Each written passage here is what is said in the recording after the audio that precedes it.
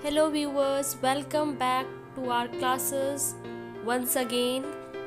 I know काफ़ी time बाद आ रही हूँ, तो आज का जो हम टॉपिक करेंगे वो करेंगे ड्राइंग।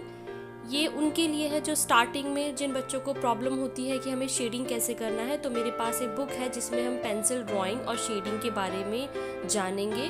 तो चलिए स्टार्ट करते हैं कि शेडिंग करने से पहले हमें किन किन चीज़ों की रिक्वायरमेंट होती है। Grade of the pencil means HB, 2H, 2B, 4B, 6B। इसका मतलब होता है ये हमारे पास कुछ पेंसिल्स होती हैं जो ड्राइंग के लिए ही होती हैं, लेकिन जहाँ पर भी H होता है इट मीन्स वो हार्ड होता है, और जहाँ पर भी हमारा B होता है वो बोल्ड होता है, मीन्स सॉफ्ट होता है। जैसे कि हमारे पास अप्सरा की ड्राइंग पेंसिल है और इसमें कुछ नंबरिंग मेंशन की गई है 2B, 8B, 6B, 10B। ये हमें शेडिंग में बहुत हेल्प करता है। जो कम नंबर के पेंसिल्स होते हैं उससे हमारी शेडिंग थोड़ी सी लाइट होती है, जो थोड़ा सा डार्क होते हैं उससे थोड़ी डार्क होती है। फॉर एग्जांपल यहाँ पर 4B पेंसिल है और मैं 4B से अगर ड्राइंग करूँगी या शेडिंग करूँगी तो उसकी टोन ऐसे आएगी, और अगर मैं यही अपना ड्राइंग पेंसिल का नंबर थोड़ा सा इंक्रीज कर दूँगी, फॉर एग्जाम्पल यहाँ लिखा है 6B, और अगर मैं 6B से लाइंस बनाती हूँ तो अब ये थोड़ा सा डार्क हो गया है। अब अगर मैं ड्राइंग पेंसिल का नंबर इंक्रीज करती हूँ जैसे कि 10B, अब हम 10B की पेंसिल लेते हैं और चेक करते हैं कि उससे शेडिंग कैसे बनती है। अब ये वाली पेंसिल जो है वो 10B की है, और अगर मैं 10B से शेडिंग करती हूँ तो उसका टोन थोड़ा सा 6B या 4B के कंपेयर में थोड़ा डार्क होता है। इसलिए ये सब होती है ग्रेड ऑफ द पेंसिल, ये शेडिंग के लिए यूज़ की जाती है। अब अगर हम इन पेंसिल का यूज़ करते हैं तो कुछ टोन्स भी बनती हैं। तो इन टोन्स को क्या बोलते हैं? Very light tones, light tone, इस तरीके की middle tone, dark middle tone, dark tone, और सबसे ज़्यादा वेरी डार्क टोन। ये सारे के सारे टोन्स हम इन्हीं शेडिंग पेंसिल से निकालते हैं। चलिए अब आगे बढ़ते हैं।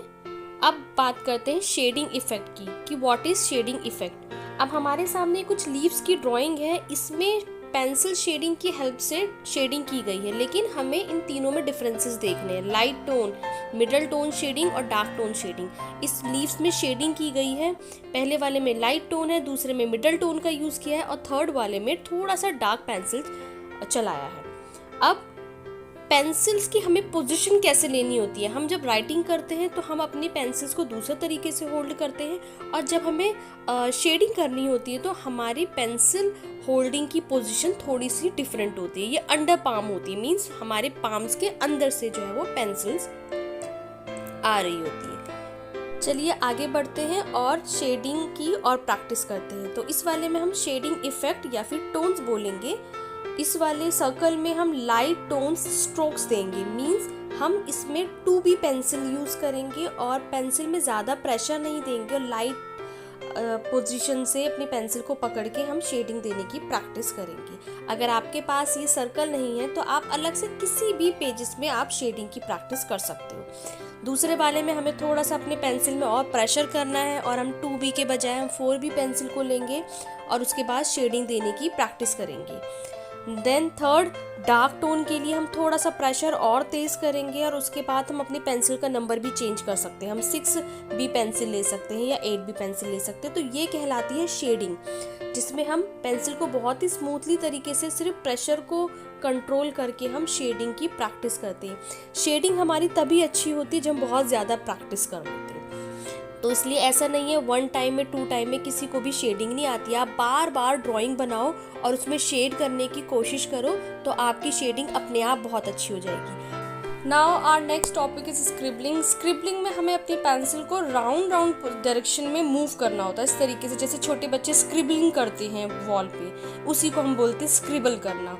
सेकेंड, थोड़ा उससे डार्क करेंगे, अगेन हमारा पेंसिल का मूवमेंट जो है वो वैसे ही रहेगा, राउंड पोजीशन में रहेगा, लेकिन हम पेंसिल के नंबर को चेंज कर देंगे। हम 4B या 6B पेंसिल का यूज़ करके मिडल टोन की स्क्रिबलिंग देंगे। देन हम थर्ड, पेंसिल का प्रेशर थोड़ा सा और तेज़ करेंगे, और अगेन सेम उसी पोजीशन में हम उस स्क्रिबलिंग को करेंगे, और ये हमारी कहलाएगी डार्क टोन स्क्रिबलिंग। नेक्स्ट आता है हैचिंग। अब हैचिंग मीन्स होता है एक ही डायरेक्शन में लाइन को इस तरीके से ड्रॉ करना, मीन्स हम हैच कर रहे हैं, हम यहाँ हैचिंग दे रहे हैं। और अगर हम अपोजिट डायरेक्शन में लाइंस को देंगे तो ये हमारी कहलाएगी क्रॉस हैचिंग। तो ये हमारा हो गया है लाइट हैचिंग। उसके बाद ये थोड़ा सा हमें हैचिंग को और डार्क करना है तो हम अगेन पेंसिल का नंबर चेंज करेंगे अपनी ड्राइंग पेंसिल का, और पेंसिल क्रॉस्ड हैच करके हम हैचिंग का इफेक्ट देंगे। देन डार्क क्रॉस हैचिंग, थोड़ा सा हमें अपनी हैचिंग को और डार्क करना है। पेंसिल का नंबर हमने 6B या 8B या 10B पेंसिल यूज़ करके इस तरीके से हम हैचिंग करेंगे। हैचिंग भी हमारे शेडिंग का ही एक पार्ट होता है, तो हम इस तरीके की हैचिंग भी अपनी ड्राइंग में इंक्लूड कर सकते हैं। तो हम स्क्रिबलिंग करते हैं, हम हैचिंग करते हैं, और सबसे मेन जो हमारा होता है वो होता है स्मजिंग। अक्सर आपने देखा होगा जितनी भी ड्राइंग होती है उसमें स्मजिंग दी होती है।